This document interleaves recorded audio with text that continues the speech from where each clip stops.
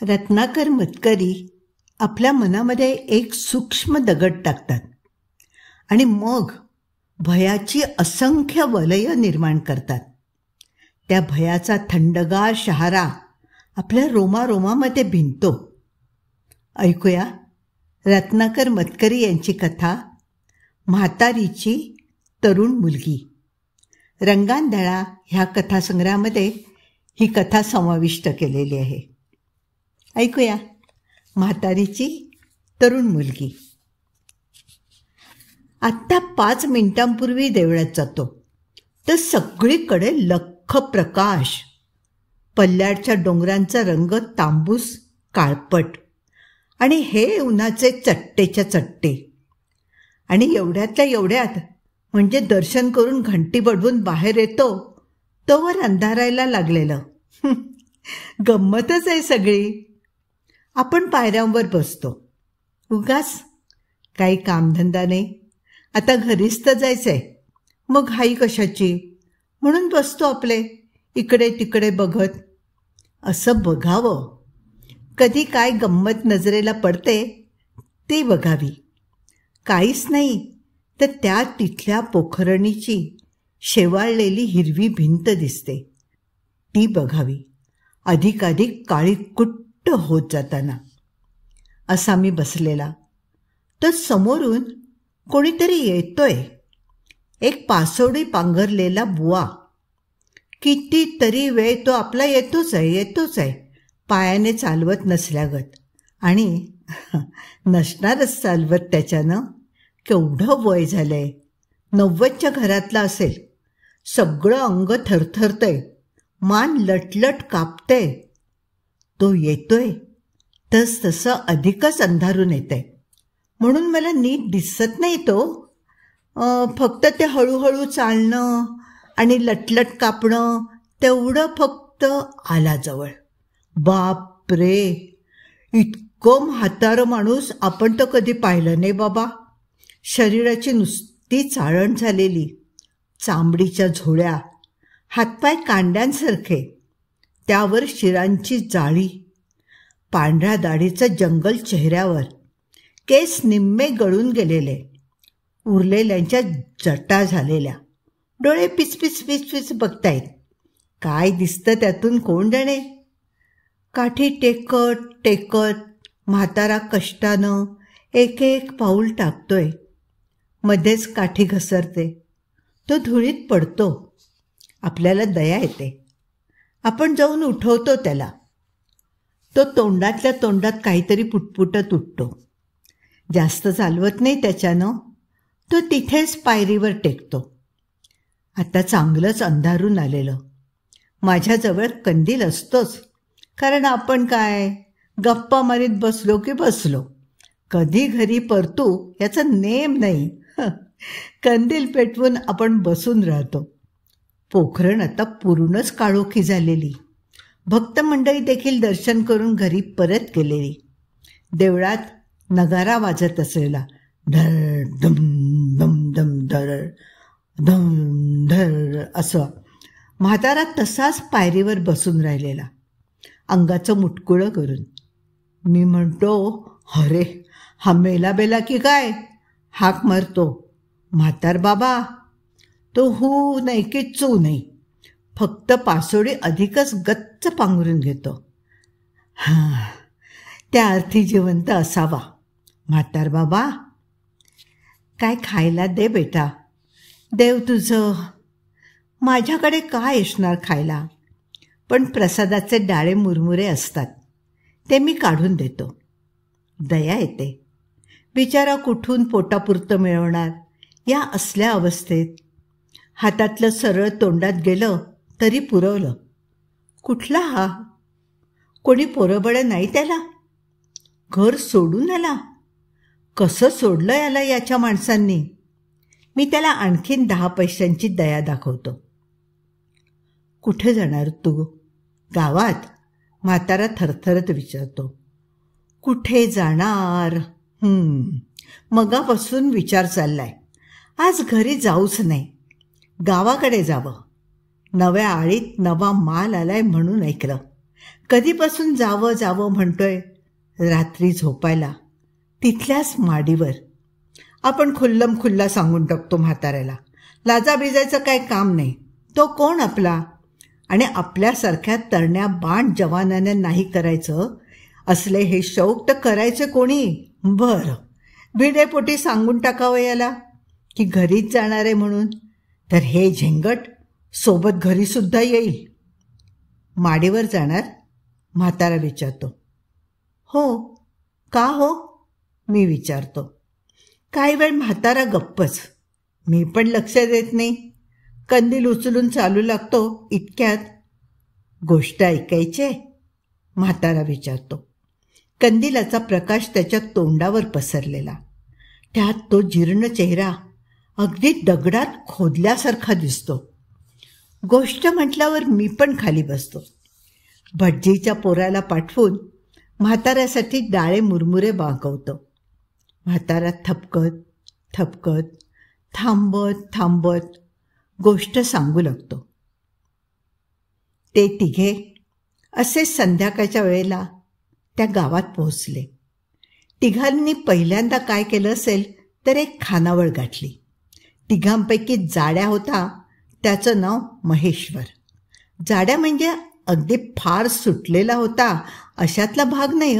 तसे तिघेही अंगापिंडाने मजबूत आणि अगदी ऐन जवानीतले होते. पण हा थोडा अंगाने सैल होता, एवढंच. अंगाने होता तसाच जिभे नाही. एकसारखी त्याची बडबड चालू असायची. बोलताना गंमत करायचा, त्यामुळे कुणाला कंटाळा येत नसे. पण त्याच्या जिभेला खळ नव्हता हे मात्र खरं. दुसरा होता, तो होता थोडा लंबू. त्याचं नाव वेणू माधव. त्याच्याच सांगण्यासारखं विशेष काहीच नव्हतं. दुसऱ्या दोघांसारखाच तोही तब्येतीने चांगला होता, रूपाने देखणा होता, उंचीमुळे जरा अधिकच डोळ्यात भरणारा होता. तिसरा होता तो मात्र जरा वेगळा होता. स्वभावानं शांत होता, बोले कमी आणि विचारपूर्वक. त्याचं नाव होतं विद्याधर. जाड्या महेश्वराच्या बोलण्यात त्यालाही मौज वाटत असे. नाही असं नाही, पण तो इतर दोघांसारखा गडगडा हसत नसे. उगाच एखादी रेषा चेहऱ्यावरची इकडची तिकडे व्हायची, एवढंच. इतर वेळेस त्याचा चेहरा गंभीर असे. तसे तिघांचे स्वभाव साधारण एकसारखेच होते, कारण तिघांचीही परिस्थिती साधारण सारखीच होती. तिघांचंही वय तरुण होतं, काय 1-2 वर्षांचा फरक असेल तेवढाच. तिघेही दिसण्यात गुलजार. तिघांच्याही हातात भरपूर पैसा खेळत होता. तिघेही भलतेच हौशी होते. तिघांचीही व्यसनं सारखीच होती. मुख्य म्हणजे तिघांनाही बायकांच्यात भलताच इंटरेस्ट होता. मन मानेल तेव्हा ते आपला कामधंदा बाजूला ठेवून मन मानेल त्या गावी फेरफटका मारून यायचे. वाटेत भरपूर खायचं प्यायचं आणि मुख्य म्हणजे त्या गावात जो काही तरणा माल मिळेल त्याच्याशी इश्कबाजी करायची. आपल्या रात्रीचं चटकदार वर्णन एकमेकांना ऐकून मिटक्या मारायच्या. तेव्हा खानावळीत आल्याबरोबर तिघांनीही गावची चौकशी करायला सुरुवात केली. आधी महेश्वरने खानावळीच्या गलिच्छपणावरून भरपूर विनोद केले आणि भरपूर शिव्याही दिल्या. त्या तिघांचे बलदंड अवतार पाहून मालकाने तिकडे लक्ष नसल्याचं दाखवलं. शिव्या दिल्या तरी हीच मंडई लठ्ठात लठ्ठ बिल करणार ही त्याची खात्री होती. तेव्हा तो अधूनमधून लक्ष देत, मधूनच दात विचकत आपलं काम करीत राहिला. वेणू माधवनं पोऱ्याला बोलवलं. आधी 2-4 चांगल्या शिव्या हसडल्या आणि मग विचारलं, इथे प्यायला काय मिळेल? प्रथम पोऱ्याने काही मिळणार नाही असंच सांगितलं. मग त्या तिघांनी दिलेल्या शिव्या आणि वाचलेली मद्य प्रकारांची नामावळी ऐकून घेतली आणि अखेरीस एक हातभट्टीची बाटली कुठूनशी आणून हजर केली. पाठोपाठ मटणाचा लाल रस्सा आणि पाव आले. कांद्याच्या बशा आल्या. आता तिघे रंगात आले. बडबड करत पिऊ खाऊ लागले. मग अर्थात विषय निघाला तो त्या पलीकडच्या सुखाचा. खानावळीत फारशी माणसं नव्हतीच. 1-2 जण खात बसले होते. पण जेवणाची वेळ अजून झाली नव्हती. जे काही 2-4 बसले होते त्यांची अजिबात भीडभाड न बाळगता महेश्वरनं जागेवरूनच ओरडून नागपुडीवर बोट आपटीत मालकाला विचारलं, काय हो मालक, तुमच्या गावात काय व्यवस्था? मालकांनी सुरुवातीला हेही थट्टेवारी नेलं आणि तो गल्ला खुळखुळवीत तसाच बसून राहिला. पण डोक्यात हातभट्टी चढलेले ते तिघेही मोठमोठ्याने आरडाओरडा करून तोच प्रश्न पुन्हा पुन्हा विचारत राहिले. मालकाला काय उत्तर द्यावं तेच समजेना. पण एवढ्यात खानावळीच्या एका कोपऱ्यात बसलेलं हे काटकुळं गिऱ्हाईक उठलं आणि या मंडईंच्या टेबलाशी येऊन बसलं. त्या माणसाच्या अंगात मळकट राखी बुशकोट आणि पॅन्ट होती. वय फारसं नसावं, पण शरीर चिपाडासारखं झालं होतं. गालफडं बसली होती. केस भुरभुरीत विस्कटलेले होते. डोळ्यात मात्र एक तिखट चमक होती. नजर इकडे तिकडे भिरभिरत होती. तो येऊन बसताच या तिघांनी नशेतच त्याचं स्वागत केलं. त्याला खाण्याचा पिण्याचा आग्रह केला. पोऱ्याला सांगून त्याच्यासाठी मटण प्लेट मागवली. तोही अधाशासारखा तुटून पडला. वेणुमाधवनं आपल्या उष्ट्याच ग्लासात त्याला दारू ओतून दिली. त्या फाटक्या माणसानं ग्लासातला एक मोठा जळजळीत घोट घेतला आणि डोळे मिचकावीत विचारलं, तुम्हाला पत्ते पाहिजे हां? तशी महेश्वरने त्याला मिठीच मारली आणि म्हणाला, वा वा दोस्त, अरे तू म्हणजे आमच्या हाकेला परमेश्वरासारखाच धावलास रे. बोल बोल, तुझं कमिशन काय असेल ते देऊन टाकू. पैशाचा प्रश्न नाही आहे, बोल. हो, पण माल मात्र एकदम कडक हवा हां, वेणुमाधवनं सुचवलं. उगाच लेचा पैसा चालणार नाही. आमच्याकडे बघतोयस ना तू, रात्रभराची गॅरंटी हवी. विद्याधर फक्त एकच वाक्य म्हणाला, दिसायला मध्यम चालतील पण निरोगी हव्यात. त्या काटकुळ्या माणसाने तिघांनाही शांत केलं. ग्लास रिकामा करून परत भरला आणि म्हणाला, अगदी तुमच्या जोगता माल आहे साहेब. या गावंडा गावात त्याची किंमत आहे कोणाला, आणि असली तरी परवडणार कशी? तुमच्यासारखं शहरी माणूस येणार कधीतरी वर्षातून एका दुसऱ्या वेळी, तेव्हाच त्यांची रात्र उजाडायची. तुमच्यासाठीच थांबलेत म्हणा ना. अगदी कोऱ्याच्या कोऱ्या. असं म्हणून त्याने 4-6 पत्ते दिले. त्या पोरींची वर्णनं केली आणि मंडईंच्या तोंडाला पुरतं पाणी सुटल्याची खात्री झाली तेव्हाच त्यांचे भाव सांगितले. आपलं कमिशन सांगितलं. एव्हाना मंडई भलतीच मजेत आली होती. दुसरी बाटली संपून गेली होती. तेव्हा पैशाची घासाघीस करण्याच्या मनस्थितीत कोणीच नव्हतं. ती काही काळजी करू नकोस, महेश्वर पुन्हा पुन्हा बजावीत राहिला. आम्ही सगळ्यांना खुश करून टाकू, त्यांना आणि तुला सुद्धा. वाटलं काय तुला हां? आणखीन एक स्पेशल चीज आहे बघा. फाटका गृहस्थ अधिकच हुशारून म्हणाला. स्पेशल चीज? भाव बोल, भाव बोल. महेश्वर एकदम ओरडला. वेणुमाधवने पण त्याला साथ दिली. भाव आपल्याला ठाऊक नाही, कारण आपण तिकडे गेलेलो नाही. पण ऐकलंय की पोरगी मोठी खूबसूरत आहे. अगदी रंभा मेनकेला मागं टाकेल असं रूप आहे. नुसतं रूपच नाही, पण माणसाला पागल करण्याची हुशारी आहे तिच्यात.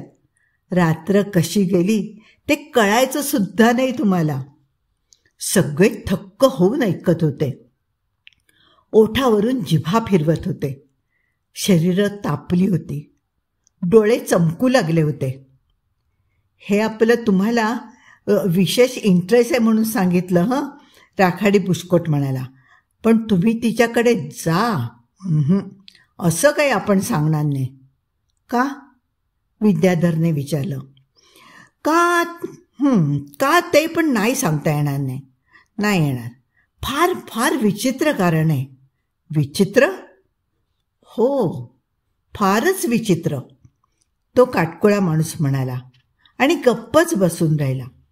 क्षणभर खानावळीमध्ये विचित्र शांतता पसरली. बाहेर संध्याकाळी उलटून गेलेली.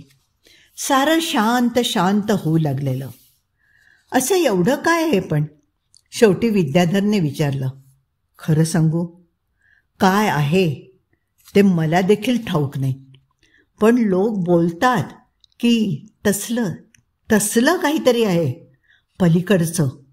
गावाबाहेर डोंगराच्या पायथ्याशी ते घर आहे. रात्री दिवा दिसतो तिथला. माणसं फार नाहीत त्या घरात. ही सुंदर मुलगी आणि तिची म्हातारी आई, आणखीन एका दुसऱ्या गडीबिडी असेल, बस एवढंच. पण ती माणसं इथे लोकात मिसळत नाहीत अजिबात. म्हणून सगळ्यांना वाटतं की त्या घरात काहीतरी विचित्र आहे. कुणीही तिकडे जात नाही. पण रात्री कुणी त्या सुंदर मुलीला खिडकीत उभं असलेलं पाहिलंय. असलं सौंदर्य पृथ्वीवरचं नाहीच म्हणतात. पण तिकडे काहीतरी भयंकर आहे खास. नक्कीच काहीतरी भयंकर आहे. शहाणे असाल ना तर जाऊ नका. तिघेही खो खो हसत सुटले. महेश्वरने तर तिथल्या तिथे आपण आज रात्री त्या घरात जाऊन येणार असल्याचा निश्चय जाहीर केला. त्याच्या जाडजूड शरीरात हातभट्टी सगळीकडे इतकी मस्त पसरली होती की त्याला आता कशाचीच भीती वाटत नव्हती, की कशाची पर्वा नव्हती. त्याला फक्त एकच दिसत होतं, त्या विलक्षण घरातल्या त्या रूपवतीचं शरीर. विद्याधरने आपणहून सांगून टाकलं, आपण तिसऱ्या दिवशी जाऊ. वेणूमाधव दुसऱ्या दिवशी जायला तयार झाला. तिघांनी त्या फाटक्या माणसाला सांगितलं, 1-2 दिवसात आम्हाला भेटा तुम्ही. मग लोकांनी ओवाळून टाकलेल्या त्या जागेत जाऊन देखील आम्ही बहाद्दर लोक जिवंत परत आल्याचं तुम्हाला दिसेल. त्या माणसाने थोडे पैसे आगाऊ घेतले आणि त्या तिघांची राहण्याची व्यवस्था केली. त्यांचं जे काय थोडंफार सामान होतं ते तिथे नेऊन टाकलं. तिघेही टॉर्च घेऊन बाहेर पडले. सकाळी याच खानावळीत भेटून चहा घेऊन मग राहायच्या ठिकाणी परतायचं असं ठरवून. महेश्वर आपलं किंचित झोकाणणारं शरीर सावरीत काळोखातून चालू लागला आणि वेणूमाधव आणि विद्याधर दोघेही सिगरेट ओढीत एका झाडाखाली उभे राहिले. वेणूमाधव म्हणाला, विद्या, जाड्या गेलाय खरा रे, पण धडपणे आला म्हणजे मिळवलं. न यायला काय झालं? त्याला कोण खातंय? तसं नाही रे, पण आपल्याला ना साला भीती वाटते. भलतंच काय असलं तर मग रे. तो फाटक्या काय म्हणत होता ऐकलंस ना? पण खरं काय आहे ते नाहीच ना आलं त्याला सांगता. अरे असून काय असेल? ते घर झपाटलेलं बिपाटलेलं असेल. कुठे कसले आवाज ऐकू येत असतील, नाही तर कुठेतरी कोणतरी रडत असेल. आपला जाड्या काय लक्ष देणार आहे का तिकडे? आधीच त्याला जाम चढली आहे. सूममध्ये आपलं काम करेल आणि झोपून जाईल. बघूया, पण उद्या तो परत येईपर्यंत आपल्या काही जीवात जीव नाही. एवढं बोलून दोघे 2 पत्त्यांवर निघून गेले. इकडे महेश्वर काळोखातून डुलत निघाला. बाहेर थंडी होती, पण अंगात हातभट्टीची जोरदार ऊब असल्यामुळे त्याला ती बिलकुल जाणवत नव्हती. पाय जमिनीवरून उचलले जातायचं वाटत होतं. स्वतःच्याच तालात मज्जेत चालत तो डोंगराच्या पायथ्याशी आला. पाठीमागे काळा कभिन्न डोंगर उंच चढत गेलेला आणि त्याच्या सुरुवातीला हे माडीवालं चिमुकलं घर. पत्ता शोधण्याचा प्रश्नच नव्हता. आजूबाजूला दुसरं घरच नव्हतं. बाकी सगळ्या गुडूप अंधारात या घराच्या माडीवर एकच एक दिवा लुकलुकत होता. त्यामुळे ते लांबूनच दिसण्यात येत होतं. महेश्वरने दरवाजा ठोठावला. काही उत्तर आलं नाही. पुन्हा ठोठावला. काही क्षणांनी दार उघडलं. एका जख्खम म्हातारीनं तिच्या हातातल्या कंदिलाच्या उजेडात तिचं जीर्ण शीर्ण झालेलं विद्रूप शरीर पाहून महेश्वर क्षणभर दचकलाच. मग स्वतःला सावरून म्हणाला, रात्री मुक्कामाला आलोय. म्हातारी थरथर कापत म्हणाली, या आत या. आत गेल्याबरोबर महेश्वर इकडे तिकडे पाहायला लागला. नशेने भरलेल्या त्याच्या डोक्यात काही हिशेब पक्के होते. या घरात काहीतरी विचित्र आहे आणि ते आपल्या नजरेला पडणार आहे, यासाठी त्याने मनाची तयारी केली होती. महेश्वर गमत्या होता, पण भित्रा बिलकुल नव्हता. असता तर तो आपणहून पहिल्या रात्री इथे यायला तयार झाला नसता. सोबतीशिवाय इथवर आला नसता. मात्र आपल्याला काहीतरी विलक्षण प्रकार पाहायला मिळेल आणि तो दुसऱ्या दिवशी तिखट मीठ लावून सोबत्यानं सांगता येईल अशी त्याला आशा होती. पण प्रत्यक्षात मात्र त्याला काहीच विचित्र दिसलं नाही. कसला आवाज नाही की कसली न पटण्याजोगी हालचाल नाही. त्याचं जेवण झालेलं आहे हे कळल्यानंतर म्हातारीने त्याला सरळ माडीवर गादी घालून दिली.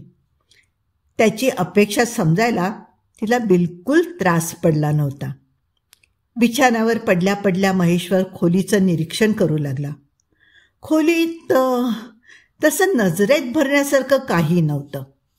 मागासलेल्या गावातल्या त्यातल्या त्यात सुखवस्तू घरांमध्ये असते तशी बेताची सजावट खोलीत होती. मण्यांची तोरणं, भरलेली चित्र वगैरे. महेश्वर कान देऊन ऐकत होता, पण बाहेर रातकिड्यांच्या किरकिरीशिवाय दुसरं काही ऐकू येत नव्हतं. डोक्यातल्या नशेमुळे त्याला हळूहळू पेंग येऊ लागली. त्याला फार वेळ वाट पाहावी लागली नाही. थोड्याच वेळात पाण्याचा तांब्या भांड घेऊन म्हातारीची तरुण सुंदर मुलगी वर आली.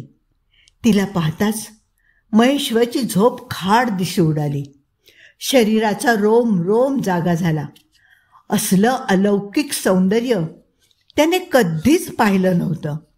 शहरातल्या नटव्या बाहुल्यांच्या रंगरंगोटीचा त्याला वीट आला होता, पण कुठल्याही रंगोरंगोटीशिवाय हे रूप इतकं देखणं, इतकं प्रसन्न करणारं होतं की स्त्रीचं खरं सौंदर्य इतक्या वर्षात आपण आज प्रथमच पाहिलं असं त्याला वाटलं. त्या जख्ख म्हाताऱ्या थरथरत्या देहाला इतकी सुंदर निर्मिती कधी काळी करता आली असेल याच्यावर त्याचा विश्वासच बसेना. इतर लाजऱ्या मुलींसारखा तिने दिवा मालवण्याचा आग्रह धरला नाही. महेश्वरला ते शरीर नुसतं स्पर्शायचं नव्हतं, तर त्याचं ते दिव्य सौंदर्य डोळे निवेपर्यंत पाहायचं होतं. दिवा न मालवताच त्याने कपड्याची मध्यस्थी आपल्या हातांनी दूर केली. मंद प्रकाशात ते देखणे पण अधिकच शोभिवंत वाटू लागलं. नितळ शरीर, त्यावर मंद केशरी दीपकळीचा रंग, मादक चेहरा, फुललेलं तारुण्य झाकण्याचा प्रयत्न करणारे मोकळे लांब सडक काळेभोर केस. महेश्वरच्या मस्तकातल्या नशेला या नवीन नशेने अधिकच बेबंद केलं. चेहऱ्यावरून लाजवट दिसणारी ती तरुणी शृंगाराच्या कलेत त्याच्याही पेक्षा पारंगत दिसली. शृंगार मोहक होईल इतकेच लाजेची डूब, त्या पलीकडे मुक्त विहार. जणू महेश्वरच्या कल्पनेतच केवळ नांदणारी स्त्री सुखाची मूर्ती तिचा आकार घेऊन समोर आली होती. त्याला हर प्रकाराने संतुष्ट करत होती. रात्री कधीतरी न राहून त्याने आपल्या बोटातली अंगठी तिच्या बोटात सरकवली आणि सकाळी निघताना म्हातारीच्या हातात नोटांचा जुडगा दिला. म्हातारीने तो पुन्हा पुन्हा कपाळाला लावला आणि यायचा असंच कधीतरी म्हणून त्याला निरोप दिला. जड शरीराने आणि हलक्या मनाने महेश्वर खानावळीकडे निघाला. रात्रीच्या जागरणाने सुस्तावलं होतं शरीर, पण मनावर एक नवीन धुंदी चढली होती. नाचावं, गावं असं वाटत होतं. तो स्वतःशीच हसत होता, गुणगुणत होता. खानावळीत वेणुमाधव आणि विद्याधर त्याची वाटच पाहत होते. त्याला हसत गात येत असलेला पाहून वेणुमाधवचा जीव भांड्यात पडला. निर्धास्त मनाने त्यांनी चहाची ऑर्डर दिली. चहा पिता पिता महेश्वरने त्यांना सगळा प्रकार अधिकच खुलवून सांगितला. काय सांगू दोस्त, आपल्याकडे अधिक शब्दच नाहीत बघ वर्णन करायला. शेवटी तो थकून म्हणाला. तू वर्णन करूच नकोस रे, वेणुमाधव म्हणाला. आज मी प्रत्यक्ष जाणार आहे, तेव्हा अनुभव घेऊन पाहीन. त्याच्या मनावरचं दडपण गेल्यामुळे तो अधिकच उत्साहाने बोलत होता. तू अंगठी दिलीस काय? मी कर्णफुलं देईन. आठवण काढायला पाहिजे तिने आपली जन्मभर. काय विद्याधर जरा गप्पच होता. सारं ऐकून घेतल्यावर त्याने सावकाश विचारलं, पण महेश्वर, खरंच का तुला तिकडे काहीच विचित्र आढळलं नाही? या विद्याचं नाही असंच, काळजी केल्याशिवाय याला राहवतच नाही, वेणुमाधव म्हणाला. आपण किती धास्तावलो होतो आधी हे तो आता पार विसरून गेला होता. मंडई नदीवर पोहायला गेली. येऊन पुन्हा पिण्याचा कार्यक्रम झाला. जेवल्यानंतर सगळ्यांनी ताणून दिली ती थेट संध्याकाळपर्यंत. मजा करता करता दिवस मावळला होता आणि खरी मजा तर आता रात्रीच येणार होती. पण आज रात्री महेश्वर दुसरीकडे कुठेच गेला नाही, नुसता झोपून राहिला. दिवसभर त्याच्या थट्टा मस्करीला नुसता ऊत आला होता. आताही तो हसतच होता. हसत हसत म्हणाला, हम किधर भी नहीं जाएंगे यार, किधर भी नहीं जाएंगे. कालच्या मजेची चव अजून तोंडावर आहे. ती आज दुसरीकडे कुठेतरी जाऊन फुकट में बिघडवायची नाही आहे. त्याच्या या बोलण्याने अधिकच अधीर होऊन वेणुमाधव ठरल्या वेळेच्या जरा आधीच निघाला. विद्याधरही आज एका नव्या पत्त्यावर गेला. मात्र जाण्यापूर्वी वेणुमाधवला पुन्हा पुन्हा बजावायला तो विसरला नाही. काही वेगळं दिसतं का?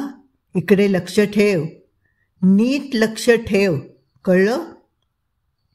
पण वेणुमाधवला काहीच वेगळं दिसलं नाही. तर तो सांगणार काय? दुसऱ्या दिवशी सकाळी जेव्हा तिघंही खानावळीत एकत्र जमले तेव्हा आदल्या दिवशीचाच प्रकार. वेणुमाधव तोंड फाटेस्तोवर स्तुती करत बसला गावाबाहेरच्या त्या घराची.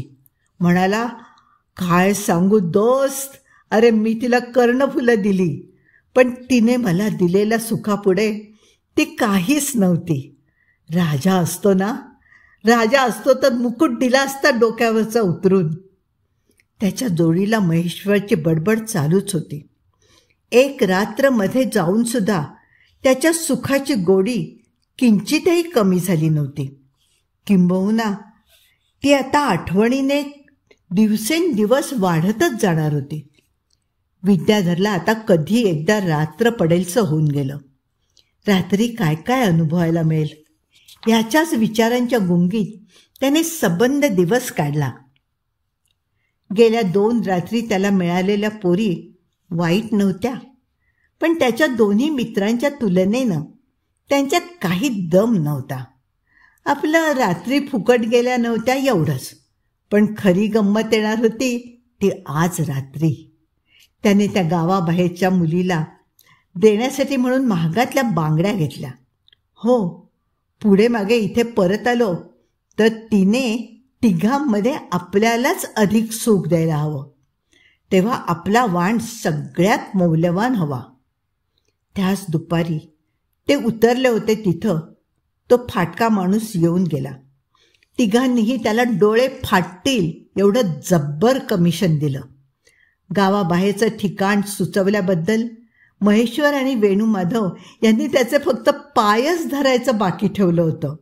शेवटी तोच ओशाळून म्हणाला, लोक साले ना असेच एखाद्याला बदनाम करतात. काय काय पिकवलं होतं त्या घराबद्दल. ती पोरगी नसेल बदली एखाद्याला, दुसरं काय. बसला असणार तो दुसऱ्या दिवसापासून गावभर बोंबलत त्या दोघींच्या नावाने. शेवटी ज्या रात्रीची विद्याधर सकाळपासून वाट पाहत होता ती एकदाची आली. महेश्वर आणि वेणू माधव यांच्यात जे लक्षात आलं नसेल ते आपल्या नजरेतून चुकता कामा नये म्हणून तो पहिल्यापासून सगळं बारकाईने पाहत होता. पण त्याच्या चौकस नजरेलाही नवीन काहीच सापडलं नाही. तो देखील त्या दोघांसारखाच त्या मुलीच्या सौंदर्याने दिपून गेला. तिला जवळ घेऊन त्याने विचारलं, तुझ्या बोटातली अंगठी कुणाची? माझ्या मित्राची. हो ना? तिने स्मित करत म्हटलं, हो. तिच्या कर्णफुलांना हलके स्पर्श करून त्याने विचारलं, ही कर्णफुलं काल आलेल्या माझ्या मित्राने दिली, हो ना? तिने हलकेच मान डोलावली. त्यासरशी कर्णफुलं जागच्या जागी डुलली. मग त्याने तिच्या हाताचं चुंबन घेतलं आणि खिशातल्या बांगड्या त्यात चढवीत म्हणाला, या मी आणल्यात, त्या दोघांपेक्षाही अधिक मौल्यवान. राहील ना लक्षात? ती हसली आणि तिने आपणहून त्याला गच्च मिठी मारली. ती रात्र मग एखाद्या स्वप्नासारखी गेली. एकमेकांमध्ये हरवून जाणारी दोन गुळगुळीत नितळ उष्ण शरीरांना बसणारे हलके धक्के आणि असह्य होणारा प्रचंड आवेग, मध्येच डोळ्यांवरून फिरणारी गुंगीची मोरपिसं आणि पुन्हा पुन्हा पुन्हा पुन्हा पांघरून घेतलेली शरीराची ऊब. अर्ध्या मिटल्या डोळ्यांसमोर ओठ दिसत होते, डोळे दिसत होते, अंगावरून केस पसरत होते. भास होत होता की दहीवरात गुलाब पाकळ्या भिजतायत, पाखरं घुमतायत, खोल पाण्यात मासोळ्या सूर मारतायत, मोरानं पिसारा उघडलाय. या भासांमध्येच कधीतरी पहाट विरघळून गेली आणि हवेतली थंडी वाढली. तो जागा झाला तेव्हा बाहेर चांगलंच उजाडलं होतं. काही क्षण तो तसेच डोळे मिटून पडला. रात्रीचं सुख आठवीत राहिला. ती अर्थातच खाली निघून गेली होती. त्याच्या मनात येत राहिलं, लोक बोलतात, काय हवं ते बोलतात, त्यांच्यावर विश्वास ठेवला नाही ना हे फार उत्तम झालं, नाहीतर नशिबीचं हे स्वर्ग सुख टळणार होतं. विद्याधरने कपडे चढवले आणि तो निघाला. एवढ्यात अपेक्षेप्रमाणे ती दार उघडणारी, गादी घालून देणारी म्हातारी त्याच्यासमोर आली. इतका वेळ जशी काही ती त्याच्या आठवणीतूनच गेली होती. कोण असेल ही तिची? आई नक्कीच नाही. किती म्हातारी आहे ही. हां, आजी असेल ही बहुधा, आईची आई. म्हातारीने पैशासाठी हात पुढे केला. विद्याधरने पैशाचं पाकिट खिशातून काढलं. त्यातून एक जुडगा बाहेर काढला. तो जुडगा तिच्या हातावर ठेवू लागला आणि अचानक त्याचा हात हवेतल्या हवेत थबकला. म्हातारीच्या हातात त्याने काल रात्री चढवलेल्या बांगड्या होत्या. डोक्यावरचा पदर पडला होता. केसांच्या जटांमधून कानातली कर्णफुलं डोकावत होती. काल रात्री काळोखात न दिसलेल्या बोटात किमती अंगठी होती. अचानक त्याला एका भयंकर सत्याचा उलगडा झाला. त्याने पैसे तिथेच फेकले आणि जीवाच्या आकांताने तो त्या घरापासून दूर पळत सुटला. त्याला पळत येताना पाहून खानावळीच्या बाहेर ओट्यावर बसलेले महेश्वर आणि वेणू माधव उठून उभे राहिले. विद्याधरला धाप लागली होती. धावण्याच्या श्रमाने आणि भीतीने त्याच्या तोंडून शब्द फुटत नव्हता. कसा बसा तो एवढंच बोलला, ती ती म्हातारी जखीण, ती जखीण आपल्यासारख्यांच्या तारुण्यावर जगणारी. त्याच्याने पुढे बोलवे ना. जखीण? आपण जखिनीच्या शरीराशी आपण रात्रभर? एवढंच वेणुमाधव जेमतेम बोलू शकला. दुसऱ्या क्षणी त्याचे डोळे भीतीने टारवटले. हात छातीशी गेला. तोंडातून एक चित्कार निसटला आणि त्याचा निष्प्राण देह खाली कोसळला. आपण मजा केली रात्रभर एका थेरड्या जखिनीबरोबर. महेश्वर जोराने हसत सुटला. त्याचं हसणं थांबेच ना. कितीतरी वेळ तो नुसता हसतच होता. दम लागून तो हसायचा थांबला तेव्हा त्याला आजूबाजूचं काहीही समजेनसं झालं होतं. महेश्वरचं पुढे काय झालं ठाऊक नाही, पासोडीवाला म्हणाला. वेणुमाधवला कोणी अग्नी दिला तेही ठाऊक नाही. आणि विद्याधर, त्याचं काय झालं मी विचारतो. विद्याधर तुझ्या समोर उभा आहे बेटा, पासोडीवाला म्हातारा म्हणतो. मला फारसं आश्चर्य वाटत नाही. गोष्ट चांगली आहे मी म्हणतो, पण आजच्या काळात असलं काही घडत नाही. तुमच्या वेळची गोष्ट वेगळी होती हो, 50-60 वर्षांपूर्वीची. 50-60? म्हातारा विषण्ण हसतो. 50-60 वर्षापूर्वीची नाही बेटा, बरोबर 15 दिवसांपूर्वीची आहे. माझं तारुण्य त्या जखिनीने शोषलंय बेटा. तिच्याबरोबर झोपल्याची भयंकर किंमत मी देऊन बसलोय.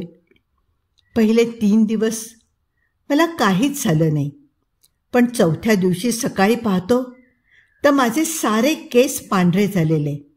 आणि त्यानंतर आठवड्याभरात माझा हा जीर्ण अवतार झाला, तुला आता दिसत असलेला. लक्षात घे 15 दिवसांपूर्वी मी तुझ्याच एवढा होतो, बरोबर तुझ्या एवढा. मला आता त्या पासोडीवाल्याच्या नजरेला नजर देवत नाही. कुणास ठाऊक त्याने सांगितलं ते खरं की खोटं.